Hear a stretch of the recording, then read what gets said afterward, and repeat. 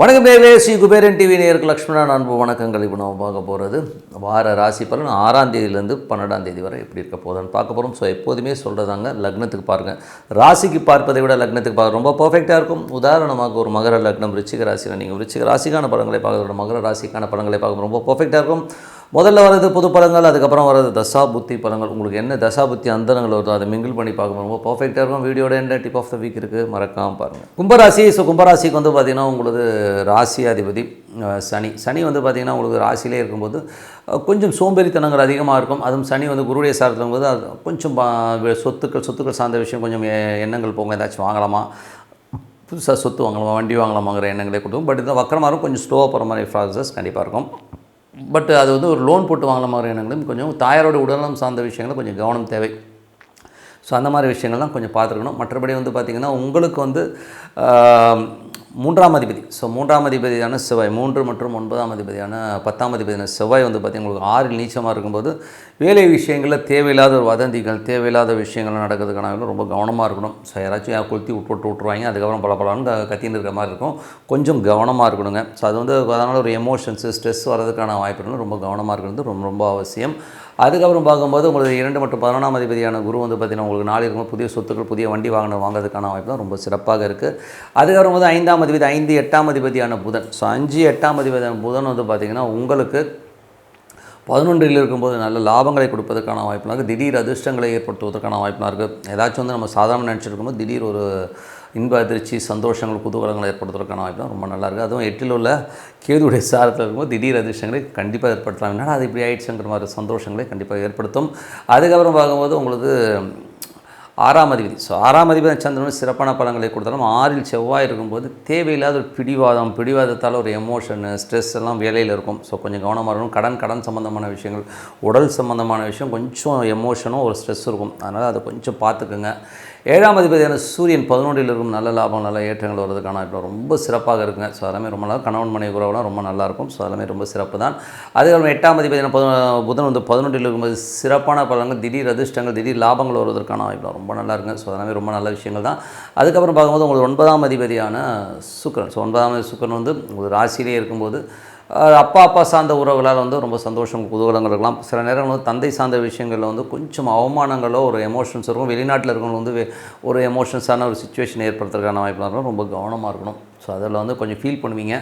So அது வெளிநாட்டில் இருக்கவங்களும் ஒரு ஃபீல் இருக்கும். ஸோ அதுதான் வழியாக. மற்றபடிலாம் கொஞ்சம் வேலையில் வந்து கொஞ்சம் கவனம் தேவை. ஓகேங்களா? ஸோ அதுக்கப்புறம் பார்க்கும்போது கும்ப லக்னமாக இருந்து சுக்கிர தசாபுத்தி யந்திரங்கள். ஸோ இதில் வந்து பார்த்திங்கன்னா மேஜராக வந்து பார்த்திங்கன்னா சுக்கிரங்கிறது வந்து பார்த்திங்கன்னா உங்களுக்கு வந்து ராசியிலே இருக்கும்போது ஏதாச்சும் அப்பா அம்மா வந்து ஏதாச்சும் கோச்சிக்கிட்டு இருந்தால் கூட இப்போ வந்து சால்வ் ஆகிறதுக்கான வாய்ப்புலாம் ரொம்ப நல்லா இருக்குங்க.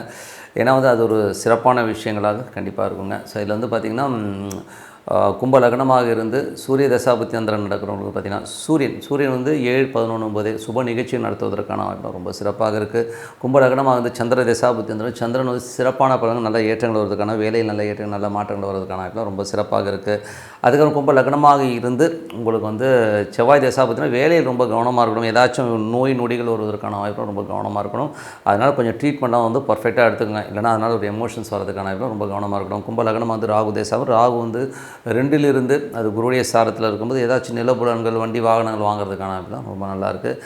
கும்ப லக்னமாக இருந்து குரு தசாபுத்தி அந்தரம், குரு வந்து பார்த்திங்கன்னா உங்களுக்கு 4லிருந்து அது வந்து உங்களுக்கு சந்திரனுடைய சாரத்தில் இருக்கும்போது கொஞ்சம் தாய் தந்தையார் உடல்நிலை சார்ந்த விஷயம் கொஞ்சம் கவனமாக இருக்கணும். வண்டி வாகனங்கள் வாங்குறதுக்கான யோகங்களை கண்டிப்பாக ஏற்படுத்துங்க.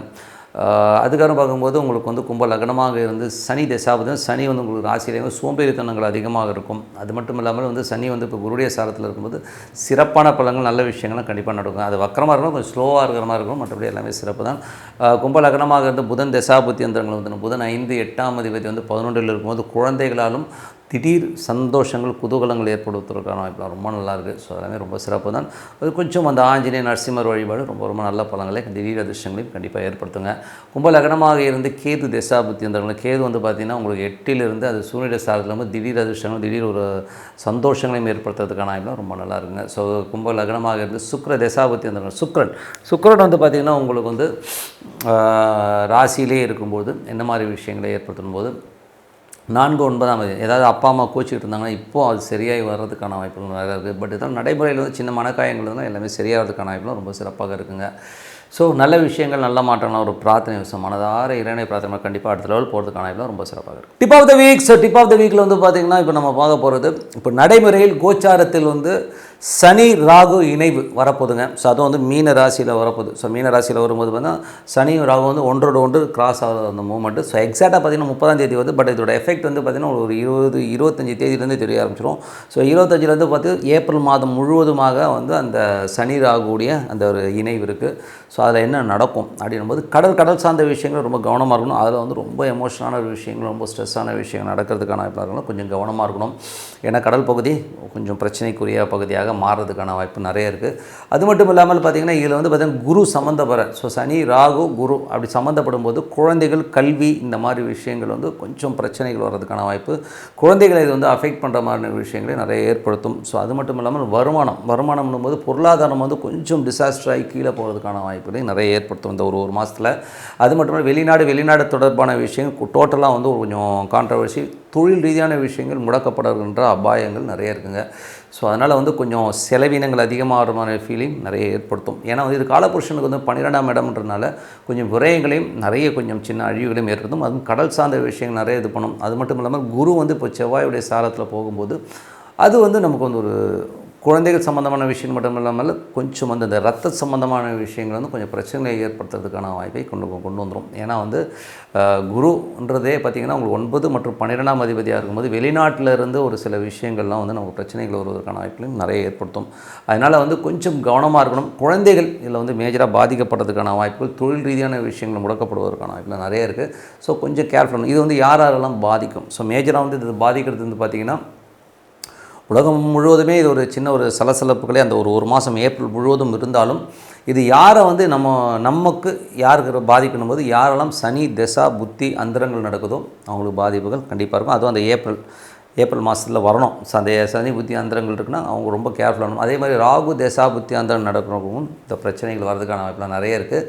அதே மாதிரி குரு தசா புத்தி அந்தரம் நடக்கணும் கண்டிப்பாக வந்து இது ஒரு பிரச்சனையை ஏற்படுத்தும். இதில் வந்து என்ன ஒரு பேத்தட்டிக்கான விஷயம்னா இதில் வந்து குழந்தைகள் பாதிக்கப்படுறாங்கிறது தான் வந்து ரொம்ப கஷ்டமான விஷயம். ஸோ அதனால் குழந்தைகள் சம்மந்தமான குழந்தைகளை கொஞ்சம் கரெக்டாக பார்த்துக்கணும். ஓகேங்களா? ஸோ அந்த மாதிரி பார்த்துக்கிறது ரொம்ப பொருளாதாரம் வந்து பார்த்திங்கன்னா கொஞ்சம் டிராஸ்டிக்காக வந்து ரொம்ப ப்ராப்ளமேட்டிக் ஆகிறதுக்கான வாய்ப்புலாம் நிறைய இருக்குது. நிறைய குருமார்கள் பார்த்திங்கன்னா அந்த சாமியார் வேஷம் போட்டுட்ருக்கேன், சாமியார் இருக்கிறவங்களாம் வந்து டமாலி வெளியில் வந்து வெடித்து அவங்க மேலே கேஸ் போடுறது, உள்ள தூக்கி வைக்கிறது, இந்த மாதிரி விஷயங்கள் நடக்கும். நிறைய சாமியார் மேலே கேஸ் போயிட்டுருக்கு. அது ஒரு விஷயம். இல்லை எந்த சாமியார் மாட்ட போகிறாருங்கிறத வந்து நம்ம வந்து பார்ப்போம். அந்த மாதிரி ஒரு பெரிய ஒரு சென்சேஷனல் ஒரு சாமியார் கைது செய்யப்படுகிறார் அப்படிங்கிற மாதிரி விஷயம் அவர் உள்ள தூக்கி போகிறதெல்லாம் வந்து நம்ம பார்க்குறதுக்கான சூழ்நிலைகளை கண்டிப்பாக இருக்குது. ஆனால் அது ஒரு மாதம் தான் இருப்பா சொல்ல முடியாது. பட் உள்ளே போகிறதுக்கான வாய்ப்புகள் நிறைய இருக்குது. ஸோ அந்த மாதிரி விஷயங்கள் இருக்குது. ஸோ அதனால் வந்து நம்ம கொஞ்சம் கேர்ஃபுல்லாக இருந்துப்போம். ஏன்னா வந்து இது வந்து சம்மந்தமே என்ன செவ்வாயுடைய சம்மந்தப்படும் போதே ரத்தம் சம்மந்தமான விஷயங்கள் டிசீஸாக வர்றதுக்கான வாய்ப்புகள் இருக்குது.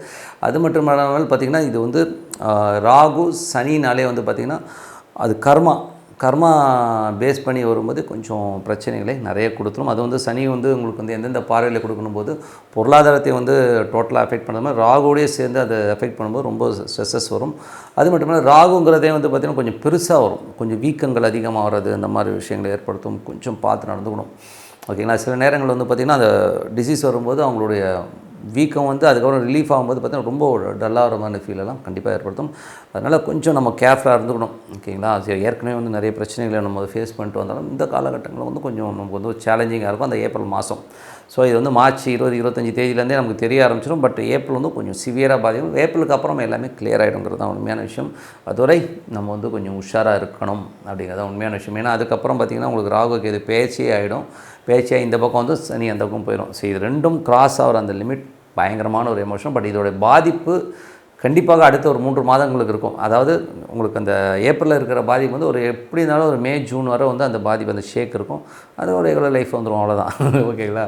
ஸோ அதனால் கொஞ்சம் உஷாராக இருந்துப்போம். ஸோ நல்லதே நடக்கும். நம்ம வந்து இப்போலேருந்தே வந்து கொஞ்சம் அலர்ட்டாக இருந்துக்கிறது ரொம்ப நல்லதுன்னு சொல்லிட்டு உங்களிடம் விடைபெறுவது உங்கள் லட்சுமி நாராயணன். நன்றி, வணக்கம். ஸ்ரீ குபேரன் டிவியை பார்த்தமைக்கு நன்றிகள். மேலும் இது போன்ற தகவல்களை தெரிந்து கொள்ள ஸ்ரீ குபேரன் டிவியை சப்ஸ்கிரைப் செய்யுங்கள். மறக்காமல் பெல் ஐக்கானை கிளிக் செய்யுங்கள்.